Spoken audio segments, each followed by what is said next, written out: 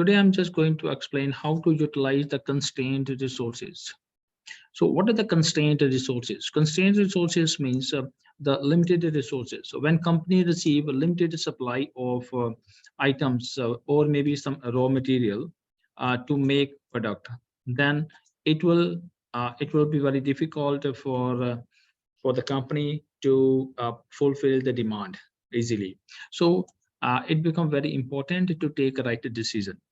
So now one information is available on the left-hand side if this data is available. On the basis of this data that we are going to take some decision whether to produce a small bucket or large bucket more. So limited supply is 1,000 kilograms, right? So this is the one constraints that we have from the supply. We know the selling price is 15 and 25 respectively for the small and a large bucket, and variable cost is 7 and 10, and flowers in kilograms per bucket, that will be 2 kilograms to make 1 unit and 3 kilograms to make 1 unit of the large bucket. And we know that the current demand, so the today's the current demand is available. So what is the current demand here? So current demand is depicted here in the green color. So current demand is 250 and 200 units, so mean bucket for the small and large. So now how we can consider this one and take a right decision. So the question arises that which bucket should be prepared more to maximize the profit. This is the first question. So the hint is to calculate this, that we need to find a contribution margin per kilogram, because we have limited resources, that is flour, right? So second is what is the total contribution margin? So two things that we are going to calculate today in this session. Okay, so now let's start with this. So first of all, that we are going to calculate that how much flowers are required. And before this, that we need to calculate one thing, the contribution margin. So what is the contribution margin here? So CM is the contribution margin.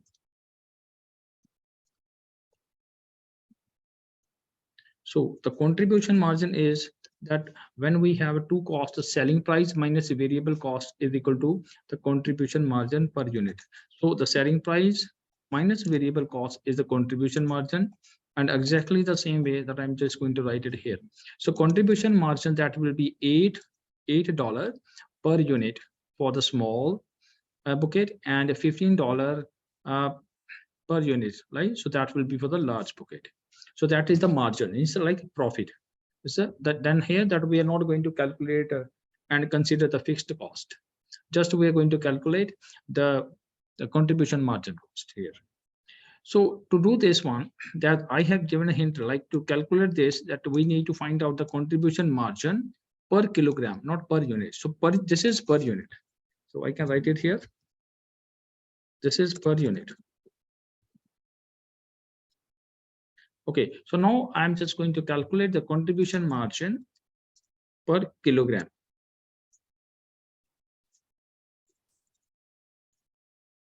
So how to calculate the contribution margin per kilogram? So we know that 8. So 8 is the margin. 8 is the margin. So 8 divided by how many kilograms that we need to use. The flowers in kilograms per bucket. So when we use flour, like 2 kilograms of a flour, right? Then we can create 1 unit. So it means the cost per kilogram, that will be 4. And exactly the same way that I'm just going to write it here. So here that I'm going to write 15 divided by 3. So 3 is like 3 kilograms of flowers are required to make 1 bucket. So the contribution margin will be 5. So when we see this one, we come to know that the contribution margin per kilogram for the large bucket is more. It means our company should make large bucket, right, more as compared to the small bucket. So the answer of the first question is that large bucket. So this is the answer. Now next we want to calculate the total contribution margin. To calculate the total contribution margin, we need to know how much kilograms of flour supply is available per week. So we have 1000 kilograms. So now I'm going to write it here that flours are used to make large bouquet. So why I'm writing large, because maximum demand here is, so demand is a large bouquet is 200 units. So if I write 200 units here, so 200 units, this is the unit. So how many kilograms, so what is the contribution margin? So contribution margin will be 200 into 15. That will be the contribution margin here. So you can see, so 200 is the maximum that we want to produce, multiply by 15.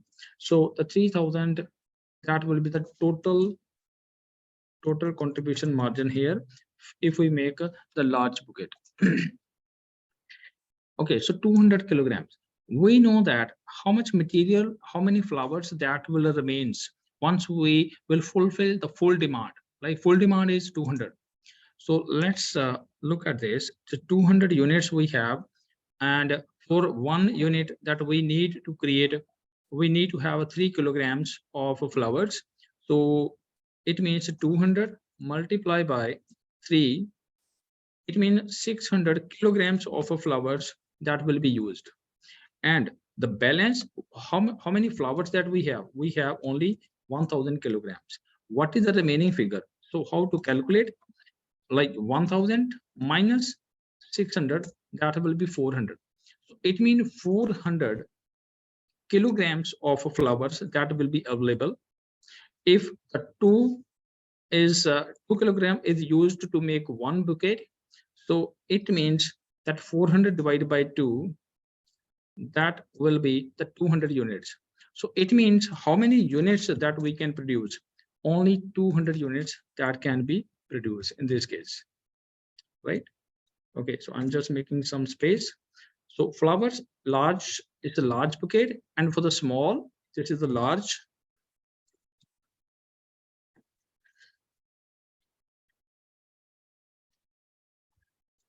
bouquets, and the second one is the small bouquets that a company can produce. Now for the small one, it's a 200, right? So here, what I'm going to write it here, the remaining figure, this is the small.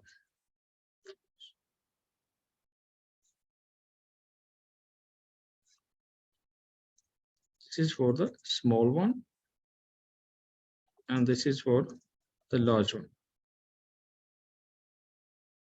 So large flowers is used and small flowers are used to make the large bouquet. So now we can create 200 bouquets here. So what is the contribution margin for this? So we know that 8 is the contribution margin, right? So the total will be here 200 multiplied by 8. So that will be 1600, and total of these two, that you can see that will be the 4600. So this is the total contribution margin.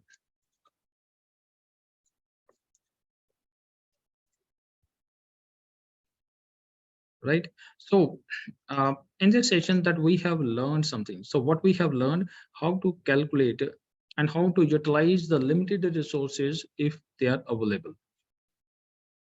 So we were having only 1000. So we definitely will have to give priority to making the large bouquet, because it will be generating more margin as compared to the small bouquet if we prepare, and the remaining stock, remaining flowers in kilograms, that will be used to make the small one.